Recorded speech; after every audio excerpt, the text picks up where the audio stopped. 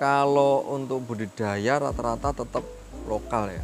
Lokal Mas ya? Lokal. Kalau di Blitar itu mereka petani kayaknya nggak ngejar ini import atau lokal.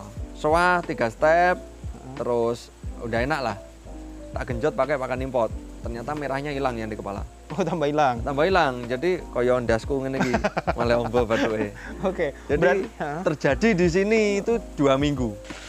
Ini yang mana yang pernah juara nih Mas? Yang pernah juara Gindrin, Soragoi, ini ada 2 yang pernah juara. 1. Sorago ini? Ya, Soragoi. Terus Koromo kemarin di Batu Malang. Oh, Batu Malang. Dijual nggak Mas? Dijual kalau cocok harganya. Oke. Pasti dijual. Dibuka harga berapa?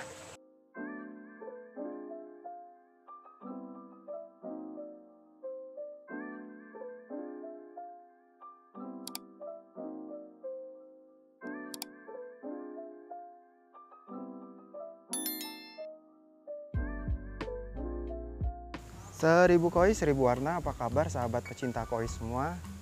Kembali lagi sahabat koi, saya ajak untuk berbagi informasi ya di video kita kali ini. Nah, saya lagi ada di pinggir jalan nih. Ini saya ada di markas barunya Wahana Koi. Nah, sahabat koi bisa lihat di sana ada mobilnya Mas Suba, Wahana Koi. Tapi bukan di daerah Blitar Kota ini ya. Ini daerah Tugu Rante. Nah, tepatnya nanti di mana, sahabat koi, nanti saya ajak untuk ngobrol dengan Mas Suba. Kalau main ke sini biasanya dapat ini, rujak gratis. Mungkin Mas Suba udah beberapa di video channelnya udah sounding Wahana Koi pindah markas ya. Nah, markas barunya seperti apa dan obrolan kita tentang apa? Oke, sahabat koi, ikuti di video kita kali ini ya. Jangan lupa untuk like, subscribe, dan nyalakan tombol loncengnya untuk mendapatkan video-video terbaru dari Ebi Sukhoi. Tempatnya udah kelihatan, nih udah ada vet-vet ya di sana. Dan ini di sebelah sini ada apa ini? Oke, di sebelah sini ada akuariumnya kayaknya ngumpul pada di sini nih. Nih sahabat koi, bisa dilihat. Oke, berarti bener-bener pindah nih Wahana Koi. Yuk kita sapa Mas Subanya yuk. Selamat sore Mas Suba. Woi, selamat sore. Tak gene. Oke. Ben dirungokne wong. Iya. Ini markas barunya ya berarti ya. Iya. Wah, enak ini, nyantai banget ini di sini ya. Pulang kampung ceritanya. Pulang kampung. Kemarin kan lebaran. Mudik kebablasan. Pulang kampung nggak mau balik. Oh, lali dalan ini. Ini daerah mana Mas namanya? Ini daerah Bendo, Tugu Rante. Itu ikutnya Kecamatan Ponggok. Kecamatannya Ponggok. Ponggok. Oke. Kabupaten Blitar. Ini berarti kampungnya Mas Suba. Iya, benar. Berarti... Kalau saya sih sebenarnya kampung sebelah. Oh, di sebelah. Sebelah. Ini ikutnya Serengat. Kalau kelahiran saya itu ikutnya Serengat. Oh. Kalau sini ikutnya Ponggok. Jadi sebelah sini sudah Serengat. Padahal nggak ada batasnya ini Mas ya? Nggak ada. Nggak ada, tapi Nggak udah ada. batas. Saya ikutnya Serengat. Oke. Nah ini sahabat koi, berarti sahabat koi nanti kalau nyari wahana, Wahana Koi yang awalnya ada di kota, Ya. depannya Hotel Herninga ya. Ya. Sekarang pindah ke sini. Pindah ke sini. Oke. Kampung halaman. Oke. Mau diresmikan kapan Mas? Belum tahu, ini nunggu dulu. Masih persiapan tata-tata dulu. Oke. Biar selesai dulu. Nanti kalau kita sudah nyaman, baru kita kita mulailah. Berarti nanti pusat kendalinya dari sini semua Mas ya? Iya, benar. Oke. Nah Mas Suba, ada beberapa pertanyaan dari teman-teman pecinta koi nih. Terkait pakan. Ya. Terkait pakan untuk ikan koi, untuk para petani itu, untuk yang terutama di Blitar deh, itu lebih suka yang impor atau lokal untuk pembesaran terutama? Kalau untuk budidaya rata-rata tetap lokal ya. Lokal Mas ya? Lokal. Kalau di Blitar itu mereka petani kayaknya nggak ngejar ini import atau lokal. Tapi kalau bisa induknya yang bagus walaupun itu lokal gitu loh. Jadi awalnya dari import, kemudian keturunannya itu dipijakan lagi. Jadi orang sini itu kalau saya lihat semua ikan yang di Blitar itu ikan lokal. Ikan walaupun lokal. itu dari anakan ikan import. Oke. Kadang kan orang bilang F1 gitu ya. Mm-mm. Orang bilang F1, cari F1. Nah, F1 itu kalau menurut saya apa ya? Cuma bahasa marketing. Oke. Bahasa marketing karena pembeli kan nggak ngerti itu F1 bener apa enggak kan nggak ngerti. Mm-mm. Jadi kalau di Blitar ini ya lebih enaknya kita bilangnya ikan lokal. Ikan lokal ya. Ikan lokal. Terus pakannya juga disupport dengan pakan lokal. Kalau pakan tergantung selera masing-masing. Ada Oke. yang pakai pakan import, ada yang pakai pakan lokal. Kalau untuk biasanya sih, kalau untuk import larinya kemana sih Mas? Maksudnya gini, pakan import itu ngejarnya ke arah mana kayak gitu? Pakan import itu lebih ke penghobi. Lebih ke penghobi ya Penghobi sebenarnya. dan Ya? pemain kontes. Oke. Karena kalau pakan import kan dari harganya juga apa ya sudah tinggi. Mm-mm. Bahkan 1 kilo ada yang harga 400.000 gitu kan. Mm-mm. Kalau untuk kita sebagai Petani. penghobi pemula kan masih keberatan mungkin untuk beli pakan yang mahal. Mm-mm. Tapi kalau kita penghobi yang udah lama ngerti kualitas, sudah pemain kontes, itu pasti larinya ke pakan import biasanya. Pakan import ya. Memang beda ya nanti arah kalau semisal kita push pakan impor semua dari kecil untuk petani terutama itu nanti juga nggak nutup di harganya juga biasanya Mas atau gimana? Bisa jadi kalau kita dari kecil kita genjot pakan import biasanya apa ya untuk warna mungkin ada yang pecah itu nanti ketemunya di akhir kayaknya nggak bisa maksimal dibanding dengan harga pakan. Jadi kalau kita mau push pakan import mending kita bener-bener pilih ikan yang bener-bener kualitas kita sendirikan baru kita push pakai pakan yang bagus. Oke. Kalau semua kita kasih pakan yang bagus nanti ketemunya gimana ya? Pakan udah mahal, kalau ikannya mutasi menjadi rusak kan kita rugi di ongkos pakan. Jadi lebih baik ikannya kita kita pilih yang benar-benar bagus, kategori yang harapannya nanti bisa untuk show, baru kita pakai pakan yang berkualitas. Berkualitas ya. Iya. Berarti lebih ke nanti semisal pakan impor ini nggak semua semisal dari 100 ekor diambil yang terbaik baru kita push dengan pakan yang bagus Iya, yang benar. impor kayak gitu. Karena dari satu ternakan, satu indukan itu kadang kita juga susah untuk cari satu yang terbaik. Belum tentu Mas ya. Satu untuk show itu belum tentu ada gitu loh. Kalaupun ada itu biasanya masih ada kekurangannya yang warnanya loncat atau gimana. Jadi untuk kita mencari ikan super di dalam satu ternakan itu nggak gampang.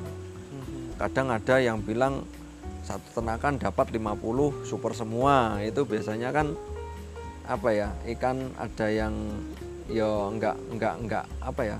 Kita nggak ngarani maksudnya nggak ngarani bahasa Indonesia apa? Nggak ngarani itu Ada yang cutting gitu loh. Oh, oke, Biasanya kan berarti- ada mereka 50 ekor super semua, ternyata ikannya di cutting. Oh, oke. Tapi kalau kita cari ori yang orisinil dari telur sampai ikan itu layak show itu satu ternakan kita cari 1 ekor itu susah.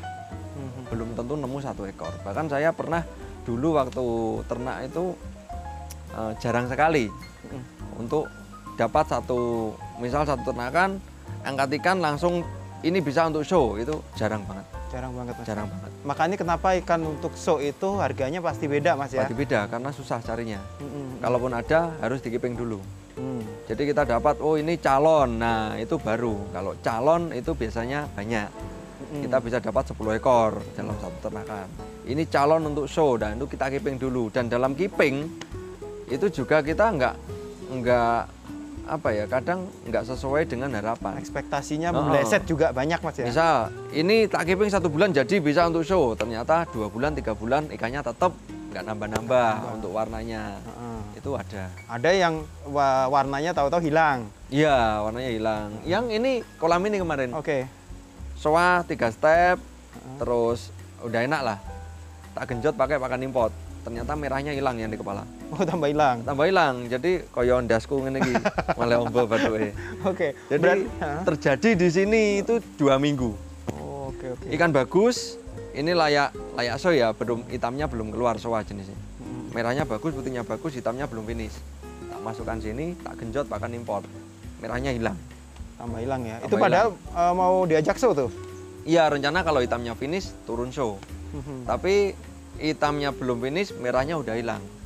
Dan sekarang hampir menjadi siro. Hampir menjadi siro. Padahal, alhamdulillah kemarin mati kan.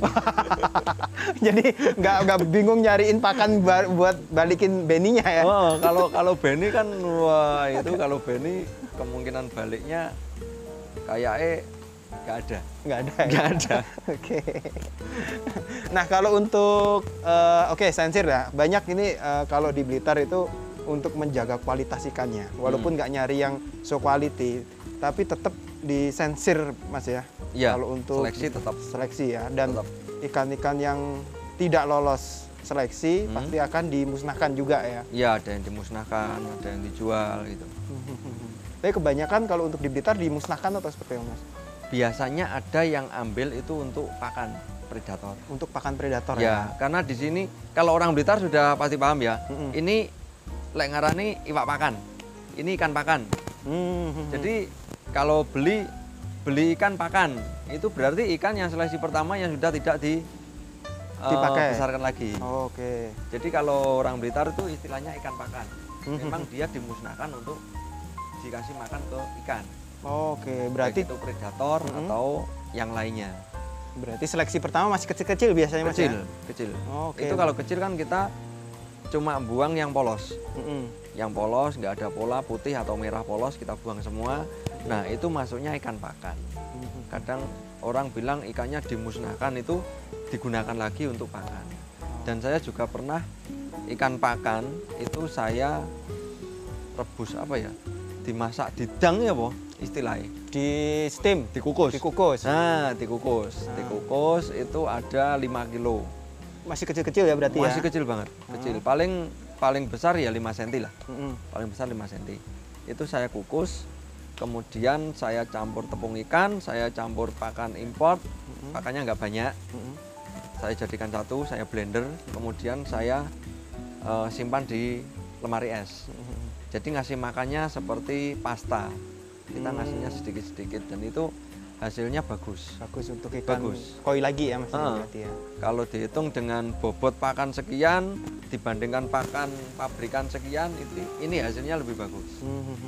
Jadi kalau ikan pakan itu saya pernah menggunakan itu hasilnya baik untuk ikan koi. Jadi koi dimakan koi lagi. Makan koi lagi. Cuma itu koi yang udah diproses juga Mas ya maksudnya. Iya, dari kecil-kecil yang memang harus daripada dibuang percuma ya maksudnya. Iya, kalau dibuang ke sungai kan namanya bukan ikan endemik. Nanti diprotes banyak orang. Iya. Jadi lebih baik kalau pengen dimusnahkan ya diolah menjadi pakan. Pakan lagi. Iya. Nah, Mas Subak, saya pengen lihat nih untuk yang di sini kan ini markas baru nih. Iya. Oke, ini yang belakang ini vet apa nih? Ada isinya? Ada. Yang ini ada Kohaku Sankei grade A, yang sebelahnya grade B, yang sana ada grade A, yang ini kosong. Yang ini kosong. Yang ini kosong. Tapi ini nanti semua mau dibikin vet semua? Rencana gitu. Kalau ini tak kasih vet, misal ini kan ada 2 yang belum terpasang. Misal nanti terlalu sempit, yang sini nggak jadi tak pasang, mungkin di luar.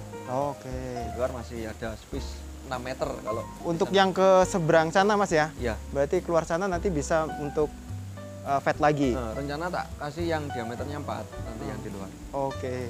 Lebih besar lagi ya?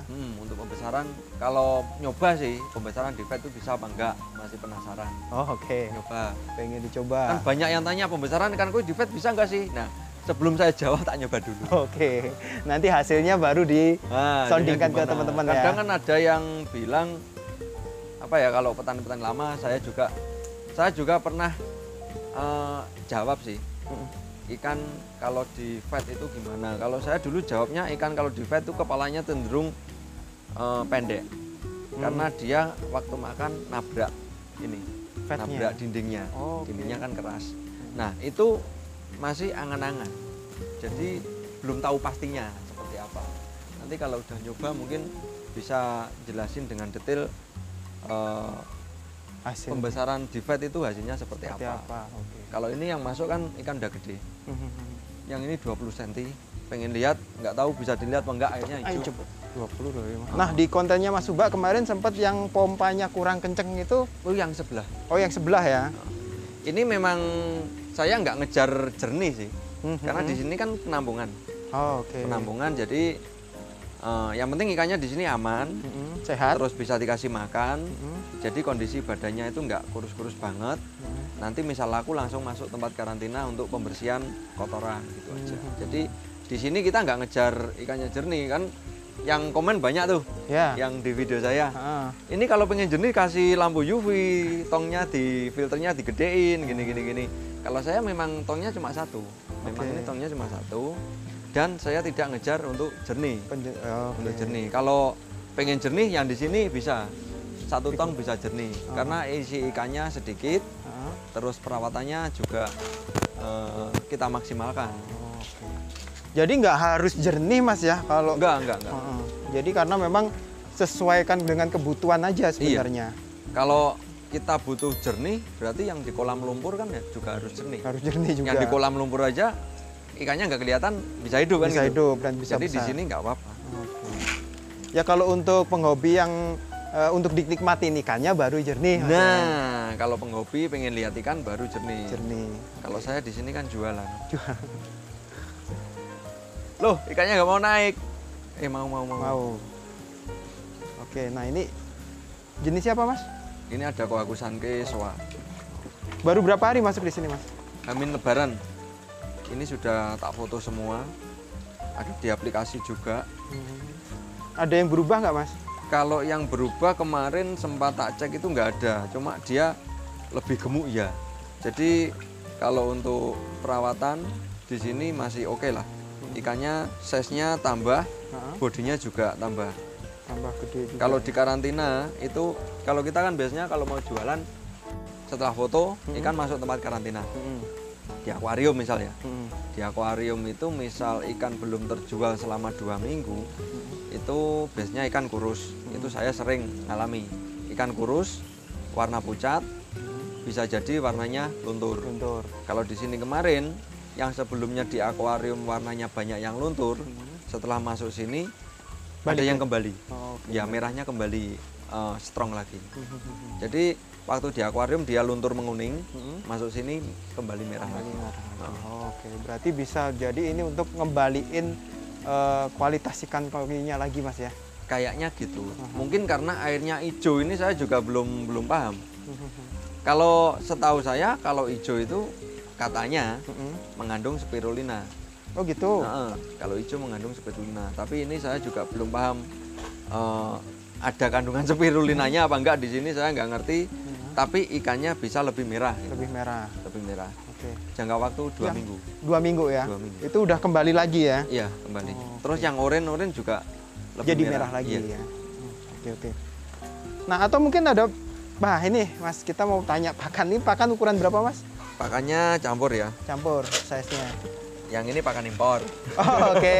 Kalau merek nanti ya. Mereknya nggak usah sebutin. Yang ini pakan impor ukuran L. Ini untuk ikan yang super.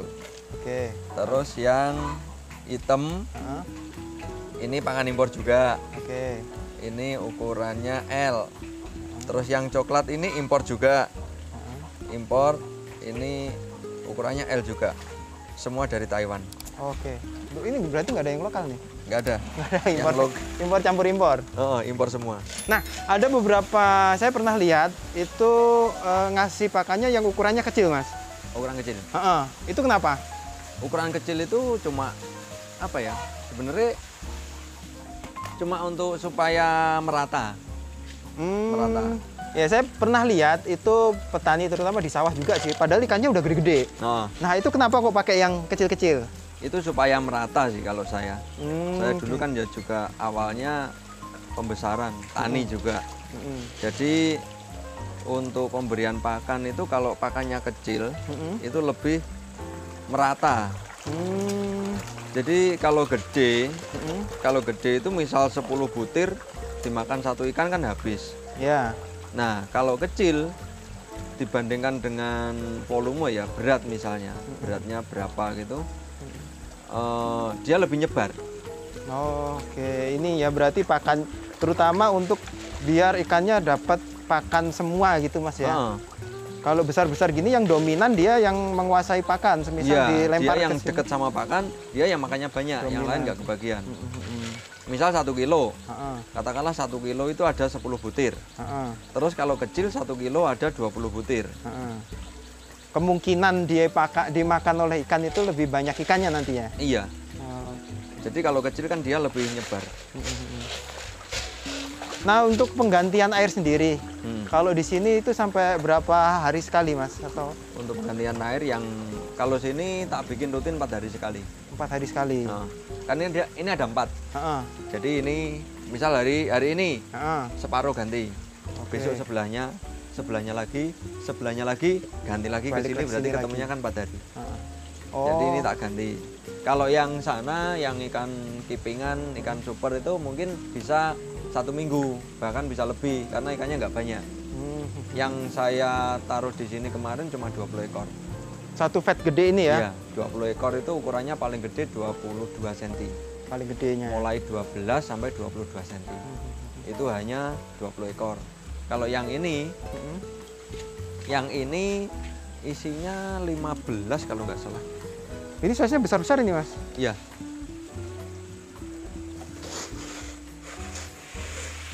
Banyakan siro, Mas ya? Kebanyakan siro. Kalau yang ini ikan kiping super juga sih. Oke. Ada yang pernah juara, ada punya orang yang nitip ikan kos. Ikan kos. Ini yang mana yang pernah juara nih, Mas? Yang pernah juara Gindrin, Soragoi, ini ada 2 yang pernah juara. 1. Sorago ini? Ya, Soragoi. Terus Koromo kemarin di Batu Malang. Oh, Batu Malang. Dijual nggak, Mas? Dijual kalau cocok harganya. Oke. Pasti dijual. Dibuka harga berapa? Yang mana? Yang Koromo ya? Koromo. Kalau yang Koromo kemarin saya buka harganya 2,5. 2,5 ya. Dia udah pernah juara ya. Udah. Juara berapa lupa aku. Kalau untuk yang sironya, siro. Soragoi. Soragoinya? Soragoi yang 2 ini punya orang. Oh, udah punya orang Yang ini. 1 ada punyaku sendiri 1,5. 1,5. Ukurannya 40 cm yang ini. Yang mana? Yang ini? Iya. Oke. Udah pernah ikut kontes, Mas ya? Belum. Oh, belum ya? Belum. Kemarin mau tak turunin sih. Mau tak turunin. Terus customer punya ikan yang size-nya sama. Oh, oke. Jadi aku ngalah, nggak turun dulu. mundur dulu ya. Mundur dulu aja. Iya. Nah, ini dalam waktu dekat ini kayaknya ada Blitar mau ada kontes, Mas. Blitar nanti ada bulan 7 kalau nggak salah. Bulan 7 atau 6 itu ya? Bulan 6 atau bulan 7 lupa. Juni. Juni bulan 6. Bulan 6. Bulan 6. Oke, nah nanti saya akan ulas tentang persiapan kontesnya mungkin, Mas ya, nanti. Oh iya, oke. Karena yang ngadain Dari Korwil Blitar Koi Club. Korwil Blitar Koi Club Korwil ya. Selatan dari Blitar Koi Club. Jadi Blitar Koi Club itu punya 7 korwil.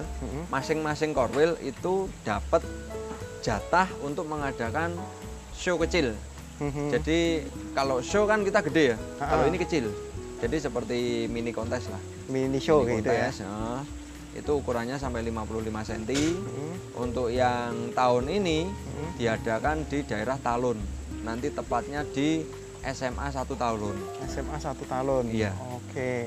Nah, nanti saya akan ulas itu di video selanjutnya. Mungkin sahabat koi kalau pengen ikut pasti ini ya. Terbuka untuk nasional, Mas ya? Semua? Iya. Terbuka Untuk nasional. umum. Ketuanya Kaisar Koi. Oh, oke, nanti saya akan datang ke Mas Samsul, Kaisar Koi Ketua untuk panitianya Kaisar Koi. tanya-tanya lagi lebih lanjut. Nah, sahabat koi, itu tadi obrolan saya dengan Mas Uba terkait pakan, Mas ya. Sama ini markas barunya Wahana Koi Wahana yang Koi. akan pindah ke sini. Nggak tahu nanti mau ngundang barongsai atau apa gitu, nanti pindah dari sana Nanti ya. ngundang Ebisu aja. Tak suruh lepas baju gitu. Masuk ke menari-nari di sini. Oke, siap. Mas Uba, terima kasih atas waktunya. Oke. Oke, jangan lupa nonton channel Wahana Koi Oh, sip.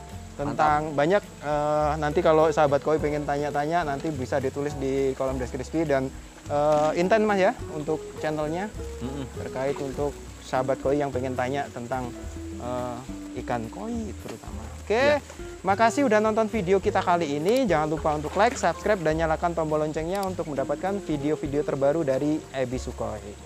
Terima kasih.